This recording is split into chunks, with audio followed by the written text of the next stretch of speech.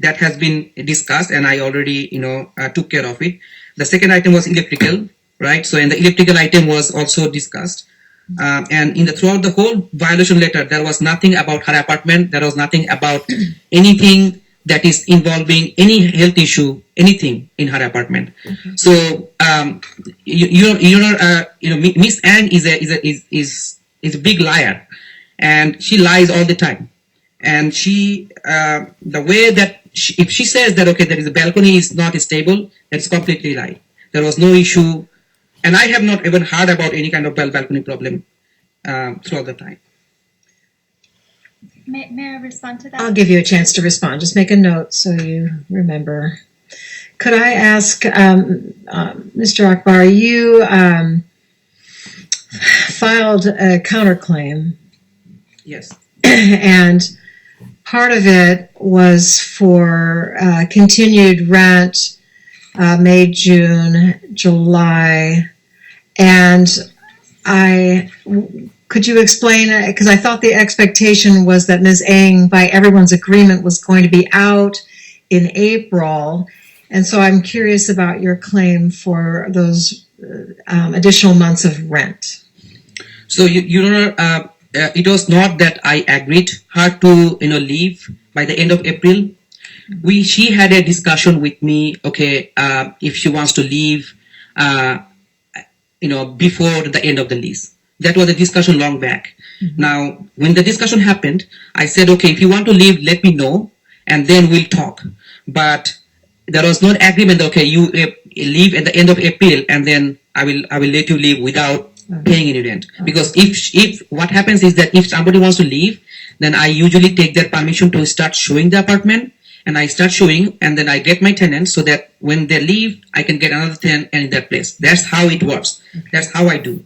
Now, in the month of April, I actually asked her to leave in 10 days because when I got this electrical problem and she was overloading the electrical circuits, and which was a fire hazard because of her act, I talked to my attorney and they said, okay, this is an extreme outrageous act, and you can evict her.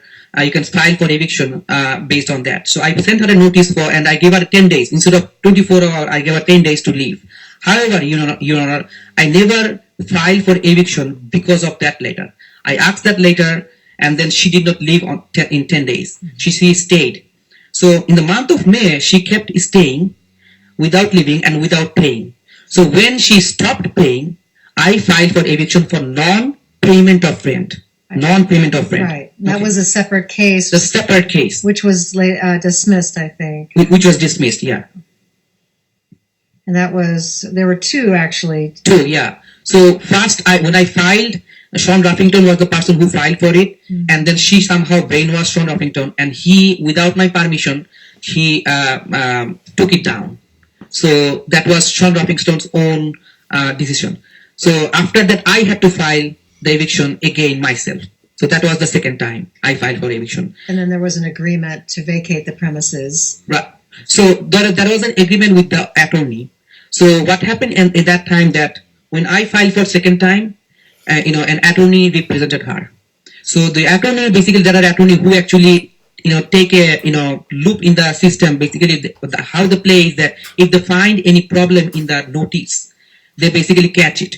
And then they say, okay, there is here a problem, and because this is a not proper notice, the case will not go on, they will collect attorney money. So I had a negotiation with him, okay, fine.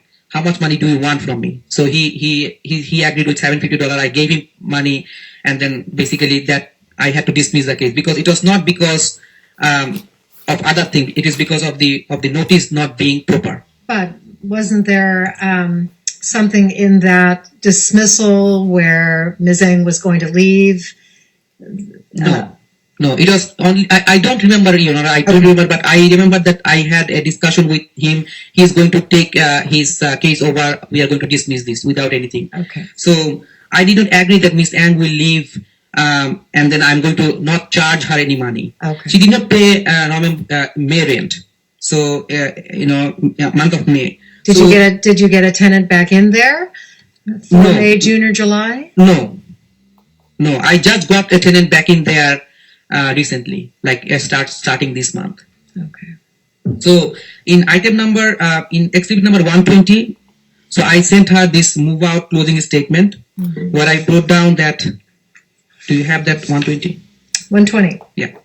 So in 120, I put down a letter to her saying that, okay, she did not provided any forwarding address. So her security deposit was 900.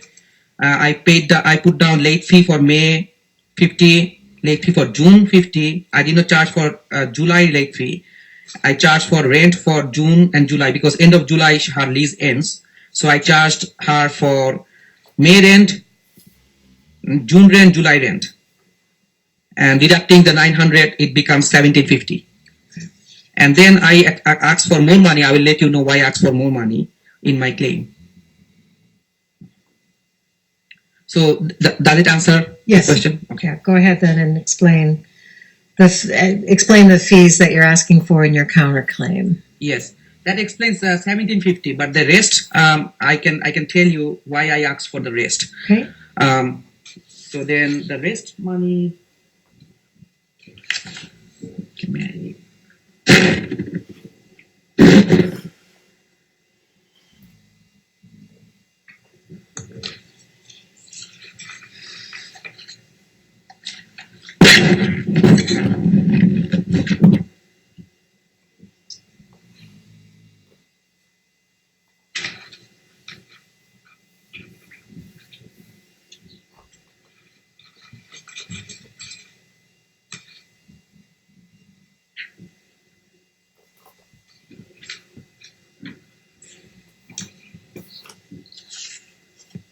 Do you have exit number 102 in front of you? I have 101. Where is the 102? Yes, I do. Okay. So this is the text from between me versus the tenant at apartment number 6. She was the tenant just next to her. Her name is Summer Moss. And basically on that text, it says that she was provoking her to leave the house because the house was inhabitable, the house was dangerous, and there was electrical problem. They are shutting off my power, and because of that, she got scared, and she didn't want to pay rent, and she wanted to leave immediately. She actually scared a lot of people and a lot of tenants, but she was the one who got the victimized, and she did not pay the rent, and she actually left without paying rent, and she got scared because of her, and she actually agreed on that text that yes, Miss Ang was provoking her. So I lost rent because of her act. There was no issue, there was no violations, there was no nothing in that apartment whatsoever. And then and the city inspector also wanted to inspect her unit because she complained, because she provoked her to complain. And when they asked her for access, she did not provide access. Ms. Ang? No. Or Ms. Moss? Ms. Moss. She did not provide access because there was no problem. And, Mr. Mitchell basically mentioned to me that we wanted to get to her unit because she complained, and we could not get to her because she did not give me any access. So basically, that's what happened. She tried to not only, convince her or brainwash her, she also tried to convince other tenants at the same time, going against me. So how much rent did you lose? Over there, she was paying 800 euro. And so her you're rent was asking- 800. So how much of that are you asking for 1 month's rent? Yeah. I lost 1 month over there just because, and she broke the lease. I mean, she basically owed me more, but I did not file any lawsuit for her. She got scared, so I later rented it out to other people. So I'm only claiming the rest of the money for that. All right, thank you. I think you can have her to talk now, and I can come back Okay. once. Okay, I just have a couple more questions Sure. for you.